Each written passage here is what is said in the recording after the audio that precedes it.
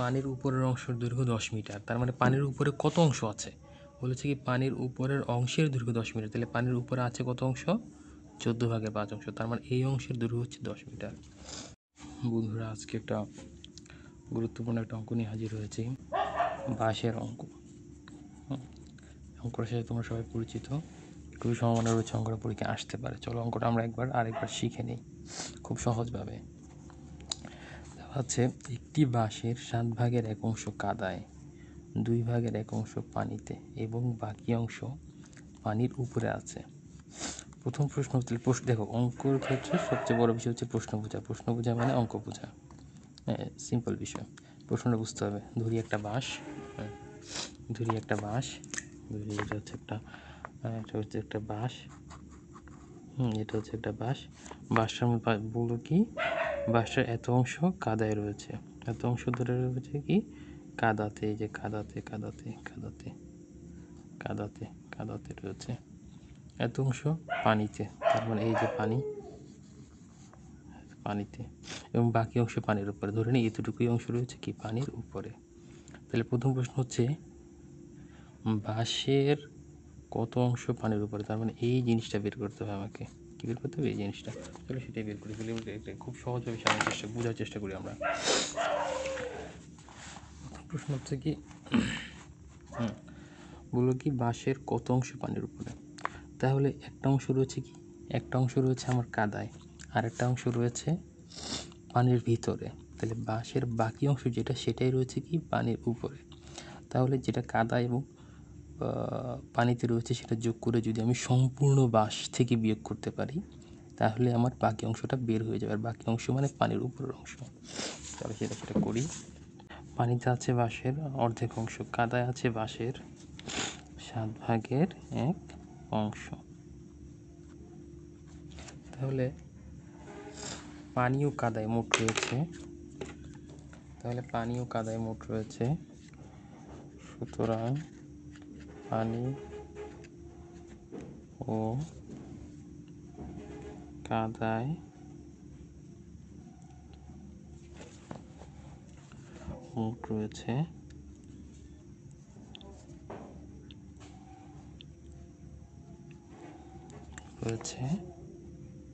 বাঁশের।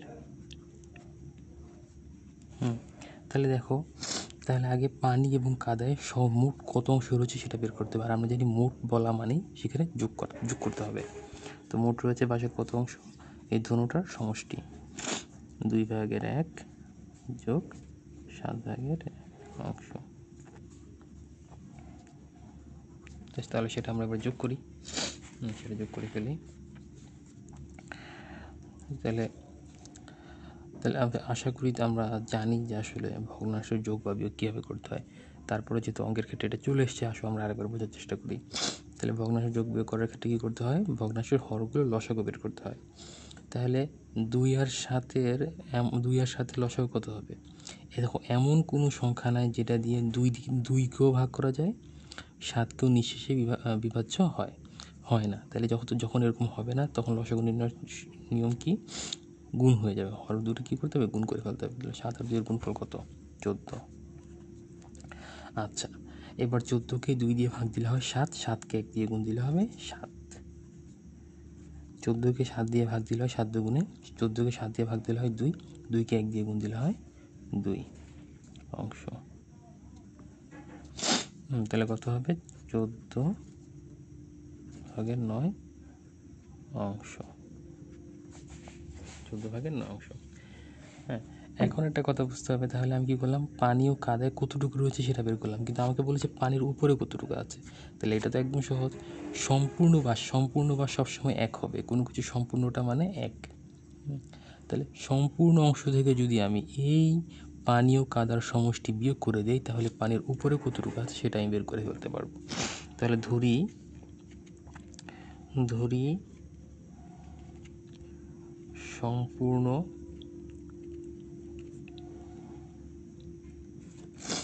সম্পূর্ণ বাঁশ মানে কতটুকু? ধরি সম্পূর্ণ বাঁশ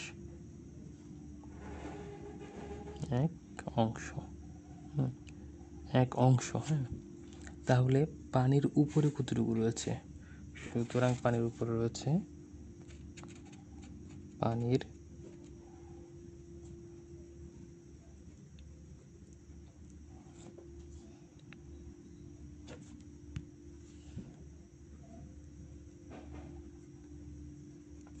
সমান সমান, তাহলে সম্পূর্ণ বাস থেকে এই পানি ও কাদায় কতটুকু রয়েছে তার সমস্যাটা বিয়োগ করে দিব। তাহলে 1 বিয়োগ 14/9 অংশ। তাহলে চলো বিয়োগটা করে ফেলি। বিয়োগটা করার নিয়ম হচ্ছে কি, হ্যাঁ 14 আর 1 লসাগু কত হয়। এখানে একটা জিনিস বুঝতে হবে, এখানে 1-এর নিচে কিন্তু কোনো হর নেই। হর নেই মানে মনে মনে 1 ধরতে হয়। কোনো কিছুর নিচে যদি হর না থাকে তাহলে মনে মনে 1 ধরে নিতে হয়। তো 1-এর নিচে মনে মনে ধরি 1 আছে। 14 আর 1-এর লসাগু হবে 14। আচ্ছা 14কে যদি হর মনে মনে যে হরটা ধরেছি 1 সেটা দিয়ে ভাগ দিয়ে হয় 14। এই 14কে আবার 1 দিয়ে গুণ দিলে হবে 14। 14কে 14 দিয়ে ভাগ দিলে হবে 1, 1কে 9 দিয়ে গুণ দিলে হবে 9 অংশ। 14 থেকে 9 বিয়োগ করলে হয় 5 অংশ। অর্থাৎ সুতরাং পানির উপরে আছে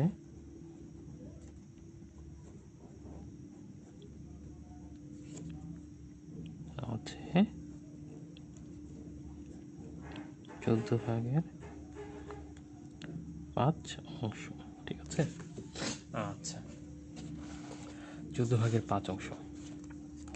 এবার আশা করি আমরা এতটুকু বুঝতে পেরেছি। তাহলে আমাকে বলা হচ্ছিল কি পানির উপরে কতটুকু আছে সেটা বের করতে, আমি সেটা বের করে ফেললাম। জাস্ট দুইটার সমষ্টি থেকে এক থেকে দুটোর যোগফল বিয়োগ করে দিয়েছি। 1 মানে হচ্ছে সম্পূর্ণ বাস, আর বাকি দুটো হচ্ছে বাসের কাদা এবং পানির অংশ। এতে করে আমার পানির উপরে কতটুকু আছে এটা বের হয়ে গেছে। উপরের অংশটুকু মানে হচ্ছে এইটা, এই যে উপরে কতটুকু আছে এটা বের হয়ে গেছে। নম্বর প্রশ্নে বলা হচ্ছে বাঁশের পানির উপরের অংশের দৈর্ঘ্য 10 মিটার হলে সম্পূর্ণ বাঁশের দৈর্ঘ্য কত। এই প্রশ্নটার মানে কি? এই প্রশ্নটার মানে হচ্ছে এতক্ষণ আমাদের অংশ মানে ভগ্নাংশ করে বলেছে, কিন্তু আসলে কত মিটার, এটার দৈর্ঘ্য কতটুকু এটা আমরা জানি না, তাই না? এখন আমাদের সেটাই বের করতে হবে। এখন আমাদের প্রপার দৈর্ঘ্যতে যেতে হবে, যেখানে অংশ নয় সম্পূর্ণ একটা সংখ্যা আসবে। হ্যাঁ সেটা আমাকে বের করতে বলা হচ্ছে। তাহলে বলেছে কি পানির উপরের অংশের দৈর্ঘ্য 10 মিটার, তার মানে পানির উপরে কত অংশ আছে। বলেছে কি পানির উপরের অংশের দৈর্ঘ্য 10 মিটার, তাহলে পানির উপরে আছে কত অংশ, 14/5 অংশ। তার মানে এই অংশের দৈর্ঘ্য হচ্ছে 10 মিটার। তাহলে 2 নম্বরটা সমাধানে যাই। প্রশ্ন অনুযায়ী প্রশ্ন মতে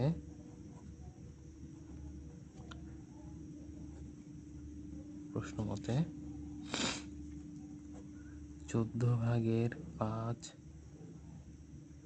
অংশে দৈর্ঘ্য 10 মিটার। তাহলে বলছে কি সম্পূর্ণ বাঁশের দৈর্ঘ্য কত।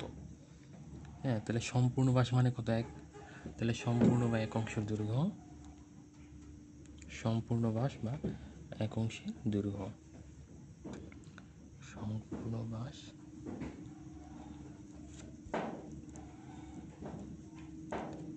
বা 1 অংশের দৈর্ঘ্য কি করতে হবে আমাদেরকে, 10/14/5 মিটার। তাহলে 14/5 অংশের দৈর্ঘ্য যদি 10 মিটার হয় তাহলে 1 বা সম্পূর্ণ বাঁশের দৈর্ঘ্য কত হবে। এটা অবশ্যই বেশি হবে, কেন বুঝতে হবে 14/5 কিন্তু 1-এর চেয়ে ছোট, আর 1 কিন্তু 14/5-এর চেয়ে বড়। আচ্ছা দেখো এবার একটা নিয়ম কেটে নিয়ম আমরা জানি, যারা সরল অঙ্ক করেছি তারা সবাই খুব ভালো মতো জানি যে ভাগ থাকলে প্রথমে ভাগটাকে গুণ দিয়ে পরের অংশটা উল্টে যাবে। গুণ দিলাম, এবার উল্টে যাবে কীভাবে, 14 উপরে চলে যাবে, 5 নিচে চলে আসবে, অর্থাৎ 5 হর 14 লব মিটার। হ্যাঁ এবার 10-এর নিচে কি কিছু আছে, কিছু আছে অবশ্যই, নাই মানে 1 আছে। তাহলে আমরা এবার কাটাকাটি করি, 5 একে 5, 5 দুগুণে 10, কী কী রয়ে গেল, 14 দুগুণে 28, তাহলে 28 মিটার। হ্যাঁ, সুতরাং সম্পূর্ণ বাঁশের দৈর্ঘ্য 28 মিটার। তুমি লিখবে সম্পূর্ণ, সুতরাং সম্পূর্ণ বাঁশের দৈর্ঘ্য 28 মিটার। এখানে উত্তর হচ্ছে 28 মিটার, উত্তর 28 মিটার।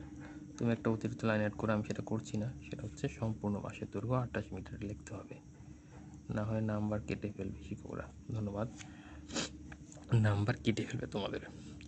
সুতরাং এ ছিল